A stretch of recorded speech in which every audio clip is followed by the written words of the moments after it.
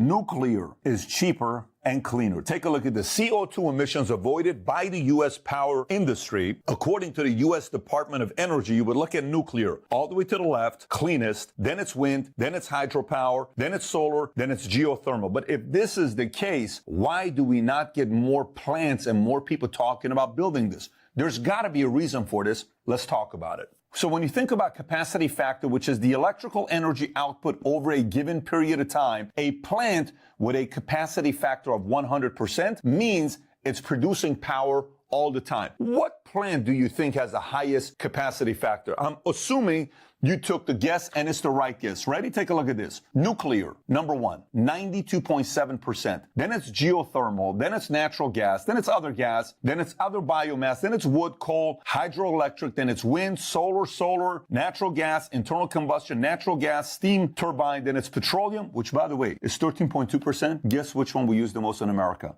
That one right there, petroleum. Then it's natural gas turbine, then it's pump storage, battery, then you can look at the other two. Take a look at this chart on the next page, what America uses the most. The number one most use of energy in America we use is petroleum, then natural gas, then renewable energy, which is solar and wind, then coal, then last place, nuclear, electric, power, only 8% of the time. Let's unpack to see how much money the government spends in regards to energy in fossil, renewable, and nuclear. When you look at fossil fuel, the government spends the most money on fossil fuel, which accounts for about 60% of its total energy spending. The majority of the spending goes to support the production and transportation of oil and gas. The key word there is what? Goes to support the production. The production. They're producing actual for transportation of oil and gas. Producing, not testing. Renewable energy, the U.S. government spends about 22% of its total spending on this. This money is used to support the development and deployment of renewable energy technologies such as solar, wind, and biomass, which again, we see a lot of that across the country. But look at nuclear energy. The U.S. government spends about 18% of its total energy on this. This money is used to support the construction and operation of nuclear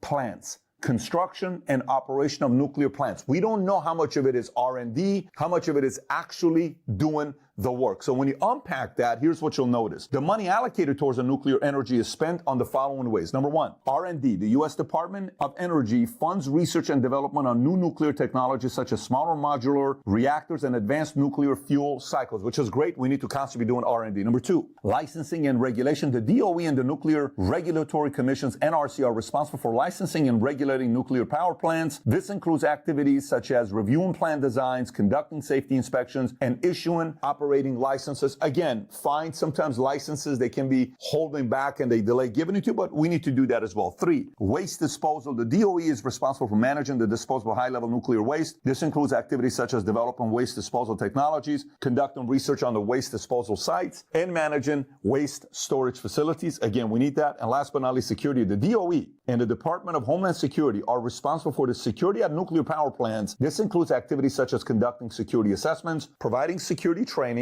and responding to security threats. So now let's go a little bit deeper about nuclear power in the U.S. The U.S. is the world's largest producer of nuclear power, accounting for more than 30% of worldwide nuclear generation of electricity. The country's nuclear reactor produced 843 kilowatts per hour in 2019. That's about 19% of total electric output. So I want to show you these two charts in order for a reason, because something happened in 1986. Take a look at this. Nuclear energy production, the nation's leading non-fossil fuel energy since 1984, has remained flat for the 2 decades. Solar and wind energy are grown. So if you look at this to the right, you'll notice pink is nuclear. Look how it was skyrocketing, but it stayed flat for 2. Then look at how solar and wind has gone up. Solar is green all the way to the right, and purple is wind all the way to the right. And then you'll see everything else is kind of flat. Nuclear was flat. But why did it slow down all of a sudden? This next chart I want you to look at, this one shows the operable nuclear power capacity. The more plants we build, the more power we have. And if you notice this chart, what question would you ask looking at this chart? Maybe the question is, why did it all of a sudden stop in 1986? Well, because in April of 1986 is where the Chernobyl disaster happened in Ukrainian SSR. This is on the border of Belarusian SSR. Again, in the Soviet Union, it is one of only 2 nuclear energy accidents rated at 7. The maximum severity on the International Nuclear Event Scale, the other being the 2011 Fukushima nuclear accident in Japan. The initial response, and subsequent migration effort involved more than 500,000 personnel, cost an estimated 18 billion rubles, roughly $68 million in 2019 money, and this scared the hell out of everybody and said, wait a minute, pump your brakes. This is pretty dangerous. We don't want to touch this.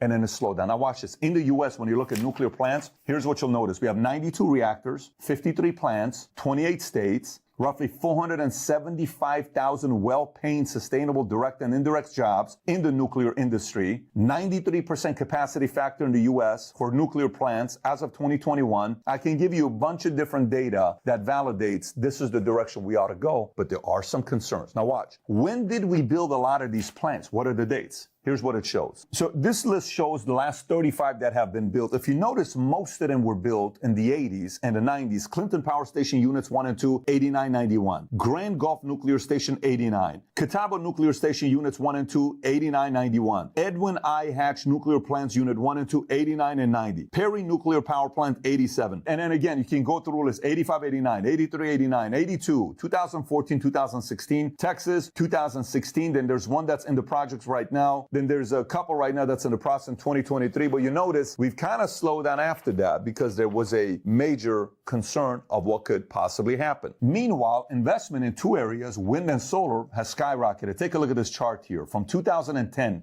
what do you notice? Look at solar installations in U.S. Look at the utility, blue.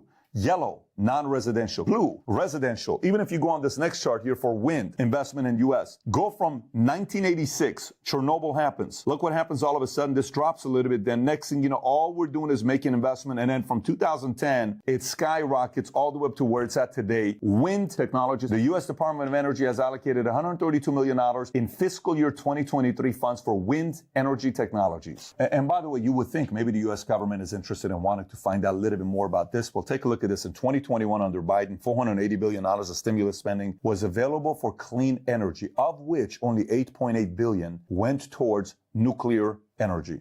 Some of you may be watching and saying, Pat, I'm not trying to get into the nuclear business. Why are we doing this video? Do you want to get into the saving business? Because this could be applying to you. Your family may be interested in this. Your mom, your dad, your wife, your husband, people may be interested in this. Take a look at this. Household electricity prices worldwide in September of 2022. This is last year. Denmark is the highest. You think people in Denmark want that to be lower? How about Italy? How about Germany? How about Belgium? How about Lithuania? How about Netherlands? Finland just dropped because this is reported in September. They launched that in November. It dropped 75% 2 months after this report comes out. Then you got UK. So Finland was one of the most expensive. It's now one of the lowest, if not the lowest. Spain, Japan, Peru, Rwanda, France, and then it's US. US is one of the top 8% most expensive electricity in the world. Would we want to see that be slightly less? Now, the way I work is in business and sales is you choose all the top objections and then you figure out a way to overcome every single objection. We've done that. We got 5 objections for you. The arguments against nuclear energy. First one is nuclear waste. Second one is accidents. Third one is security. Fourth one is cost. And last one is sustainability. Let's start off with nuclear waste. Nuclear power plants produce radioactive waste, which can be dangerous to human health and the environment. The counter to that is used nuclear fuel rods are stored safely and securely at reactor and storage sites around the country, either in enclosed or steel-lined concrete pools filled with water or in steel-reinforced concrete containers. The U.S. Nuclear Regulatory Commission has determined that it is technically feasible to continue to store used nuclear fuel safely at power plant sites or consolidated interim storage facilities for an indefinite period. Second objection. The accidents. Do we want another accident like this to happen? So nuclear power plants are susceptible to accidents which can have catastrophic consequences. The Chernobyl disaster in 1986, you know how many people died? 31. 31 too many, but it's 31. It's not 15,000. It's not 5,000. It's 31. The Fukushima in 2011, how many people you think died in 2011? One person. By the way, according to ourworldindata.org, only one death has been attributed to the disaster. This includes both the direct impact of the accident, because some people will say, what about radiation? No, this is both the direct impact and the radiation exposure that followed. However, it's estimated that several thousands died indirectly from the stress and disruption of evacuation. Now, non-fatal injuries, you got 6 with cancer or leukemia, 37 with physical injuries, 2 workers taken to the hospital with radiation burns. Again, 1 is too many, But when you hear about this number, you think about it was so bad that so many tens of thousands of people died from it. They did not. However, let's counter it. In the U.S., nuclear power plants are constructed in such a way that they are essentially invulnerable to external assault, even by a hijacked aircraft. The reactor building is made of reinforced concrete, and the reactor vessel holding the fuel is made of steel more than a foot thick. Furthermore, the fuel itself is encased in a solid metal alloy that is difficult to breach. All the equipment and the piping are ruggedly constructed, and any equipment not located in the reactor building is housed in areas that are also strongly built. To give you an idea how tough the material is, Sandy National Laboratories in 1988 crashed an F-4 Phantom jet into the same sort of reinforced concrete that is used to construct nuclear power plants. The result, the jet was destroyed into millions of pieces, and the concrete was more or less fine. The worst scar was less than 2.5 inches deep. And in 2002, the Electric Power Research Institute, EPRI, undertook an advanced computer modeling study to determine if nuclear power plants could withstand the impact of an aircraft crash similar to the terrorist attacks on September 11, 2001. The Boeing 767 was selected as the crash aircraft in the study because it weighs more substantial than almost all commercial jet airliners flown in the U.S. The study concluded that none of the parts of the Boeing 767, including the engine, fuselage, wings, or even jet fuel, could enter the containment building or any other sensitive areas like the used fuel storage pool. This means that in the ultimate catastrophic event, an airline crash or missile strike, a nuclear plant would not leak radiation. Next is security. What if all of a sudden somebody, terrorists want to attack it and, they target it based on from the top, they blow it up? Well, here's a counter. Most U.S. nuclear power plants are surrounded by large rural areas, making it relatively simple to detect intruders. All of them are surrounded by outer perimeter fences equipped with sensors. The first stage of security is the owner-controlled area. Since the nation's nuclear plant went on high alert after 9/11, the security in these fenced external areas has been augmented by increased patrols and tighter access to the site. The second stage of security, which is protected area around plant buildings, is surrounded by double fences and access is strictly limited. The third stage is vital area of containment building, which is heavily guarded and sealed off to all but those with specific access authorization. Nuclear power plant security plans have always been formulated to secure the facility against well-armed, violent, and possibly suicidal shooters. Worst-case scenarios have planned for also include vehicle entering and delivering explosives. As events unfold around the world, security planners adjust accordingly. Employees are also scrutinized. Background investigators and personal evaluation systems are part of any nuclear power plant's safety and security planning. Plant personnel must be deemed fit for duty before they are allowed access to the protected area. Their psychological and physical conditions are constantly monitored, and they are randomly tested for drug or alcohol use. Cost. This one's actually a very valid concern because it's not cheap. Nuclear power plants are very expensive to build, making them less cost competitive than solar and wind power. Counter, nuclear fuel is extremely dense. It's about 1 million times greater than that of other traditional energy sources. And because of this, the amount of used nuclear fuel is not as big as you might think. All of the used nuclear fuel produced by the U.S. nuclear energy industry over the last 60 years could fit on a football field at a depth of less than 10 yards. That waste can also be reprocessed and recycled, although the U.S. does not currently do this. However, some advanced reactors design being developed could operate on used fuel. And by the way, the oil people win in this specific argument with cost because the average power plant, nuclear power plant, takes around $4 to $9 billion to build, and the operating cost every year is roughly $150 to $200 million.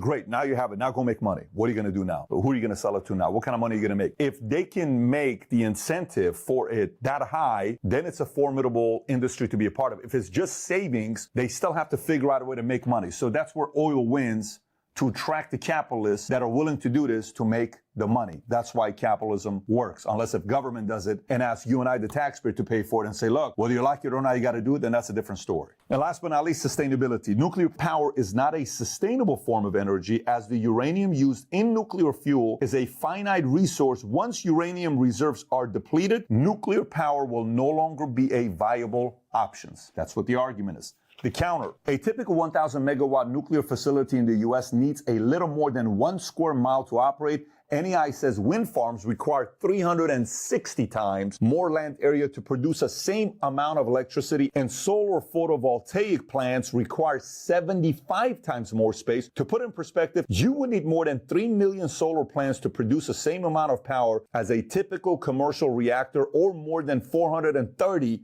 wind turbines, capacity factor not included. So the U.S. Department of Energy made this chart, which is actually pretty good. It says how much power does a nuclear reactor produce? The equivalent of 3.125 million PV panels, solar panels, or 431 utility-scale wind turbines, or 100 million LED bulbs, or roughly 1.3 million horses, or 2,000 Corvette Z06s. You want more perspective? Take a look at this one here. That one uranium pellet you're looking at, that looks like a female hand that one lady is holding, an inch tall, is the same as 17,000 cubic feet of natural gas, 120 gallons of oil, and a ton of coal. That's why people are talking about we may want to consider going to nuclear energy.